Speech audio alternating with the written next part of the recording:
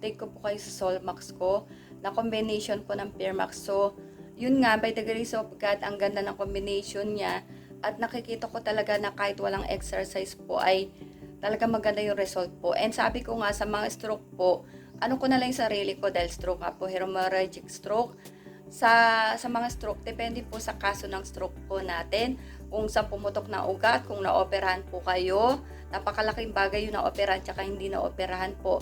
Sa environment kasi hindi tayo lahat pare-pareho ng environment. Yung iba iniwan na ng mga pamilya nila kasi ayaw na mag-alaga po.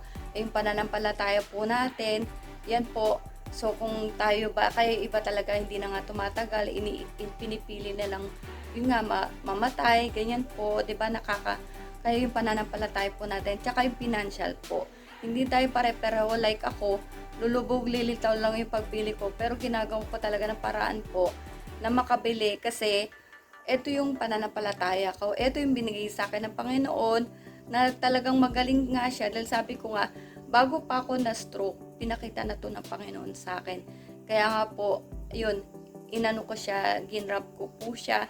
And yun nga, tinulungan naman din kasi ako na ipakilala sa akin ng friend ko ito nga yung Pearmax nga po. And yung last year, yung Solmax nga nagkaroon. Yan po. At yung Solmax nga, di ba sa mga nag-stem cell, na meron po siyang with 3 phytoceltec, apple stem cell, grape stem cell, argan stem cell. Yan po. Kaya wag na kayo magtaka kung 160 pesos ang isa po nito at 15 pieces lang po sa isang box. At kayong kung may pera po kayo, yan, wag na natin sayangin yung pera natin sa ibang bagay na bibili natin. Ito na lang po, talagang ako po yung sobrang tiwala po sa lahat po ng products po na RF3 World. Siguro, hindi ko alam ilang box pa po magagamit ko, pwedeng 3, ganyan, 5, hindi ko po alam.